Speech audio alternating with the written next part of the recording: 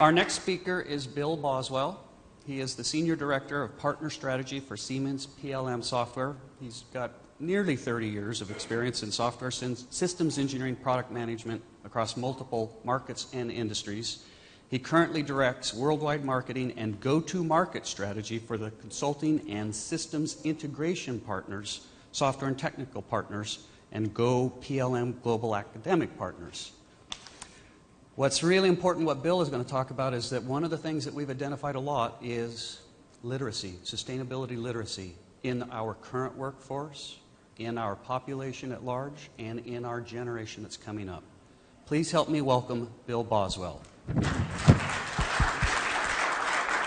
Thank you, Ken. And thank you, Rick. If you work that Ferrari into your sustainable metrics with the rationalization for your wife, let's talk after the conference, because I'd like to do that too. Okay, so I'm going to talk about 4 kind of challenges and trends today, and then we'll talk to you a little bit about how you can get involved to help make progress in those. We're going to talk about a global aging workforce. We're going to talk about increasing product and process complexity, a little bit about the education gap that we have in manufacturing today that we have to overcome to avert a crisis probably of dimensions here down the road. And we're going to talk about changing consumer demand around sustainability awareness. So we'll start talking about the global aging workforce.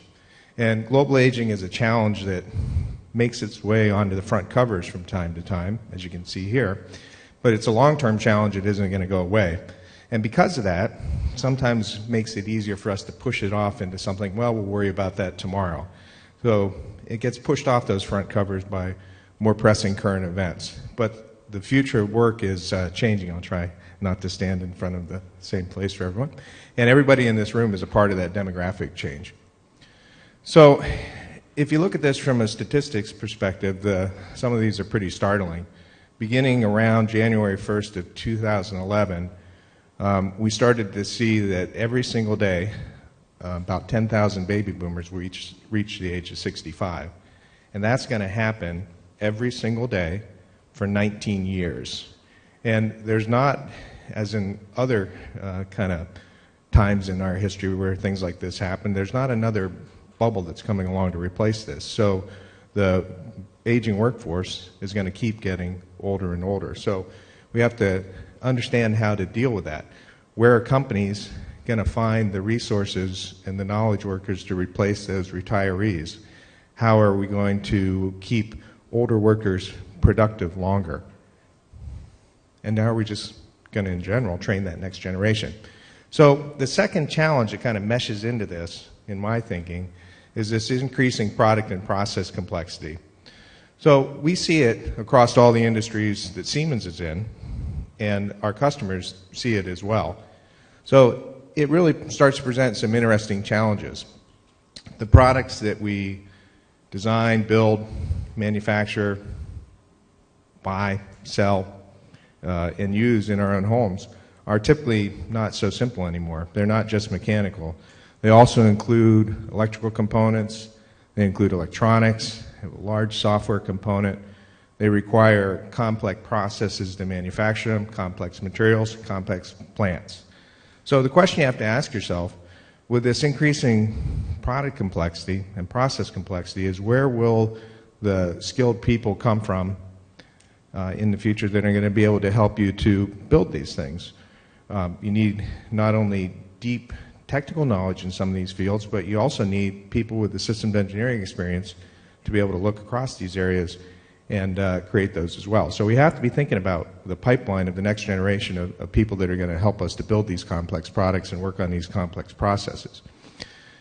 So, you know, the improvements and the increases in sustainability awareness that we have today really just makes that process or those processes even more complex.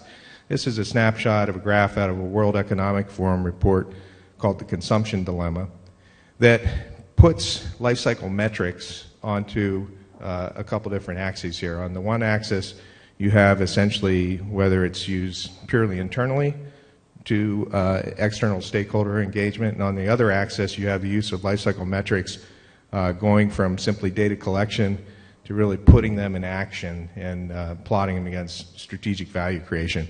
And I don't want to spend a lot of time on this today, but if you think of this as in quadrants, the lower left-hand quadrant is pretty much where most companies are today. It's life cycle assessment. And in that life cycle assessment quadrant, what companies are trying to do is learn how to collect statistics, how to do that, and have it scale and be cheaper and easier for them to do. And then hopefully, if you move right, that information or that data turns into information that you can then share with consumers and stakeholders, but it's still kind of a one-way communication. And if you look at the top left-hand quadrant, then people are starting to get into making strategic decisions and value creation on that that are driving product and process decisions. And where we eventually want to get to is where all of those things are used in a sustainable conversation about with our supply chain and our value chain so that all the other aspects we talked about are taken into effect, and we're sharing this information with everybody in that ecosystem that can help make a decision on that. So that, PLM is a great backbone for sharing that information, but it clearly adds the complexity of processes. So now if we shift gears just a little bit into this education gap that I talked about, and we'll look at it in a couple different ways. This is a snapshot from another World Economic Forum report on the future of manufacturing. And it's interesting from a couple different views. For one is it shows that there are over 10 million unfilled manufacturing jobs around the world right now.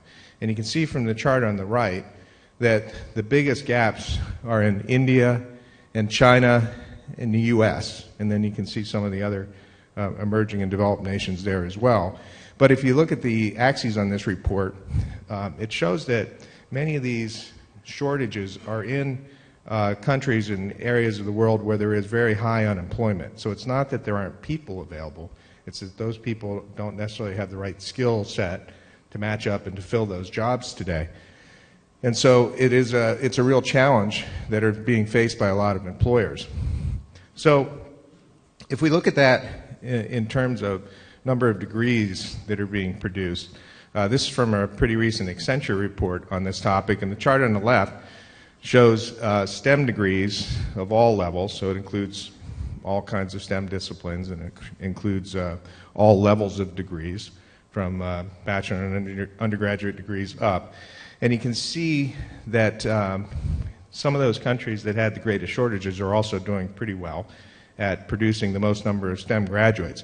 Chart on the left, for example, China in 2010 produced about 2.6 million degrees, people in STEM degrees, and that in just 5 short years is forecast to grow by 1 million per year to 3.6 million. And you can see India following the way, and then kind of in third place China. So the areas of the world that have the greatest needs for STEM graduates are really ramping up faster than many of the developed nations in terms of the number of people that are graduating with STEM degrees. If you look at the chart on the right from that same report, it shows the percentage of degrees that are granted that are related to STEM.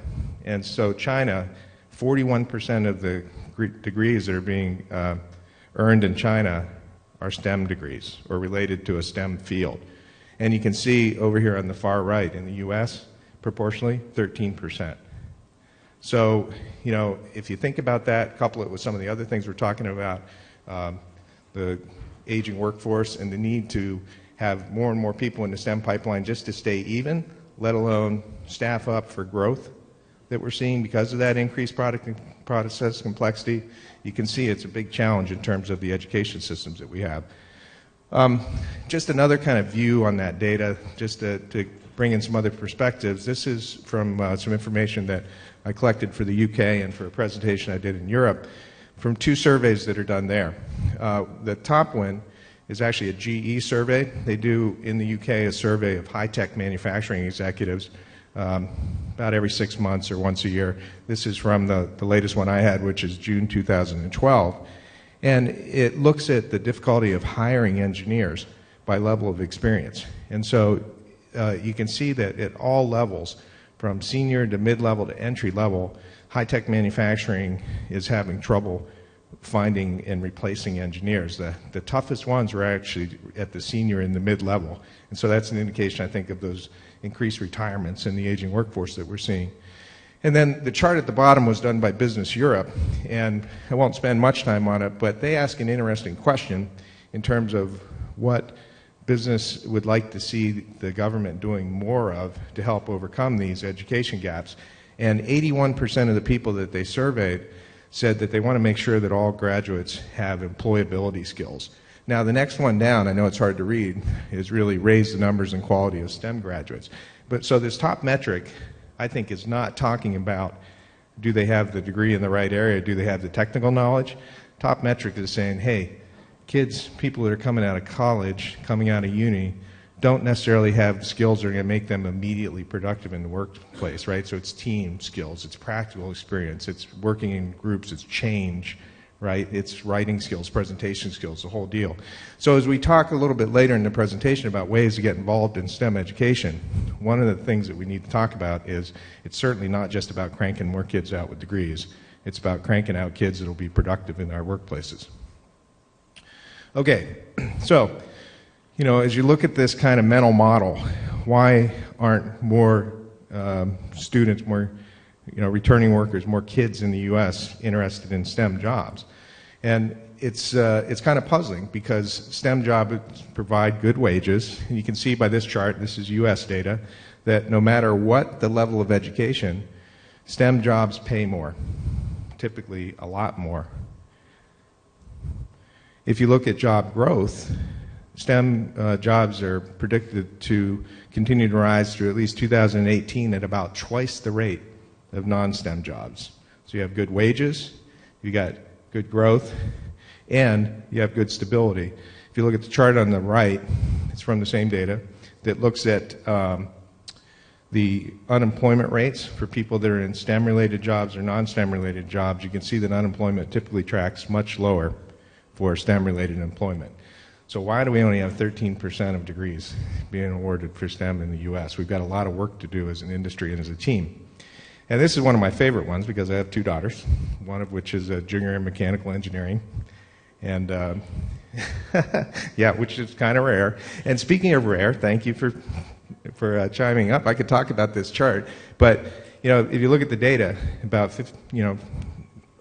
non-STEM jobs, it's about 50-50, right, in terms of the mix of women and men in the workforce. But if you look at the STEM jobs, we're running only at about 24%, or about 1 in 4. And so, most times when I give a presentation like this, I can ask you to stand up, turn around, introduce yourself to the people around you, and you'd see that 1 in 4 holds pretty true. But I'd say in this room, we're not even close, right? So I think we have to think about this as a generational thing too, and we have to work extra hard to get more women interested in STEM careers. Okay, again, I'm trying to give you some different ways to look at this problem and to start to talk about how sustainability awareness plays into this. There's an interesting set of surveys I came across from National Geographic that they do a thing called the Green Dex, which is a survey of 65 kind of measures of consumer behavior. They do it across 17 countries. It's the 4th year of the survey. And if you go to their kind of data output of it, it's about 200 pages of graphs and PowerPoint presentations and things, but it really asks some interesting questions. So on both these charts, the left and the right, if you look at the y-axis, it's the Green Dex score. And the 65 measures are over housing, transportation, foods, consumer goods, and it measures actually sustainable choices, right, or behavior. So it doesn't ask you if you really believe in sustainability. It kind of asks you, are you doing sustainable things without you knowing it? And you can see that the Americans in the U.S. rank dead last of the 17 countries on our actual green scores in terms of consumer behavior. But being the eternal optimist, the right-hand side plots a question of do you feel guilty about that against their actual score, and we don't feel guilty.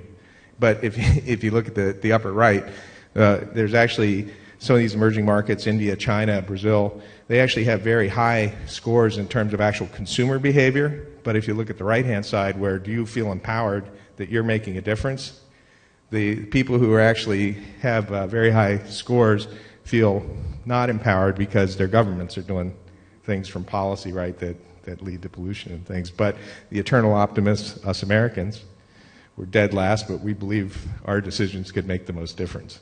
So it's kind of an interesting perspective. So I'll just say that, when that consumer awareness, that consumer kind of interest begins to align with the ability to influence the markets with our money, because money talks in terms of products and what people are buying as well as government decisions, the millennial generation that's coming on here is probably our next best bet of influencing it. So the millennials are roughly defined as people that were born after 1980, 1982 to the 2000s. And they're just coming into the workforce. They're the wealthiest and the most influential consumers already. And they're going to pass baby boomers' buying power by 2018. And the interesting thing to me is that if you look where they're at, of the 1.6 or 1.7 billion, 61% of them are in Asia. And if you look at the ones that have the most sustainable consumer choices, or the most tried and true consumer behavior around sustainability, they're in Asia as well. So we're going to see a big shift of policy and consumer demand line up here, I think, because 84% of them believe it's their duty to change the world. So I'll just flip through a couple examples here, because we can do things here, because we can influence that next generation of students. So we have an academic program that supports over 11,000 schools and universities around the world with in-kind software grants. That's our big stick that we can provide. But these industry-focused partnerships, things we do from K through 12 on to start that pipeline now, are things that we all have to do in this room. So we start at the early level, STEM at 4th, 5th, 6th graders through the Siemens Foundation, doing science days and educator training around sustainable topics, and it makes a difference. It's really exciting, and so I think more companies should be looking at doing things like this. We supported a number of kind of K through 12 initiatives. Some of them we're big sponsors of, some of them we participate with other companies that take the lead on them. But I want to talk about a couple examples here. I'd like to say I worked on this slide really hard, collected all these images, but I didn't. You go to Google, do an image search of traffic congestion, and you'll get a page like this today. And so what's interesting about this is that this congestion and the pollution that's involved with it are things that kids can identify with today. By 2030, 60% of the world's population is going to live in urban areas. And within the next 20 years, 80% of the wealth is going to be concentrated there. So the students you're trying to touch live these problems and are exposed to this through their families every day. And if you look at the millennial generation stuff I'm talking about, they feel a need to be able to do something about it. So to get to that practical education thing, to get out of just the bookroom teaching and the classroom teaching and the book knowledge and getting people more interested in studying, we got to do projects where kids can get involved. Green Power is one example of that. It's neat because it is for all ages. There's a class that are just for elementary school, up through secondary, college and university, and up into working adults. And it's about building electric vehicles. And so this is the elementary school level. They're kits. They're real electric vehicles, and they race against each other, and they do this kind of mini 24 hours of Le Mans thing that runs for about 4 hours. But it teaches them about how to do this, and the parents get involved. And it's just a really neat process. And as you get up into the secondary education levels and you get into the college levels, the cars become more complex. They can design their own. But the thing I want to point out here is, as we go through these pictures, look at the faces. I mean, my daughter does not have that face on when she's got her nose buried in an engineering textbook, right? But when these kids are doing things like this and are able to apply the knowledge, they get to do some neat things. And you get up into the college and university level, the cars get more complex. It's really cool to watch this happen. It happens in the UK. Right now, this one is primarily based out of the UK, but we've got, for the first time, US teams going over to participate in it. So it's a pretty exciting program. And when you get up to the corporate challenge, it gets really competitive. You've got, engineers from Bentley and Rolls-Royce competing against each other. But they're building the things to solve the same problems the elementary kids are doing. And so it happens at all levels. It's just really contagious and exciting. The other big program we have is called PACE. This one just won the American Society of Engineering Educators 2013 Excellence Award. So we're excited about this. We've been doing this for about 10 years. We do it with General Motors and several other companies. It's up to 62 universities around the world. And these universities participate and share curriculum and content and work together on these team projects. The most recent one that just completed was a Sustainable Urban Transport, which was a 2-year project that was for people to re-engineer, reinvent the car. And they had to do it from concept to actual, even thinking about what it would take to build the infrastructure in the plants. And again, you can see the innovation, you can see the excitement of it. The next program they're working on is to solve the last mile problem. So personal assisted mobility device that you can take to the mass transit, get on the mass transit with, go to work or school and come back with. So exciting stuff. Department of Energy EcoCar, again, look at these students, look at the fun they have. You know, it's about building hybrid vehicle technology. Again, sustainability topics. Women are very interested in them. People are competing and seeing the practical uses for it. You even get some interesting people stopping by your garage once in a while. But the more interesting thing to me than this is that these students are then, who are working on these projects, are going out and working with the schools in their area themselves to fill that pipeline in the next generation, or leading by example. So community colleges play a role, workforce development. We have a great program that does it, but it needs people. Okay, we can, you know, DaS07 can do it. We can do it. We can back trucks up and dump software off at somebody's doorsteps all day long. But what's really important is to get people involved that can partner with these schools, either at the university level to do these industry-focused things, at the community college level, or even, if nothing else, go to your local elementary school and get involved at the STEM level.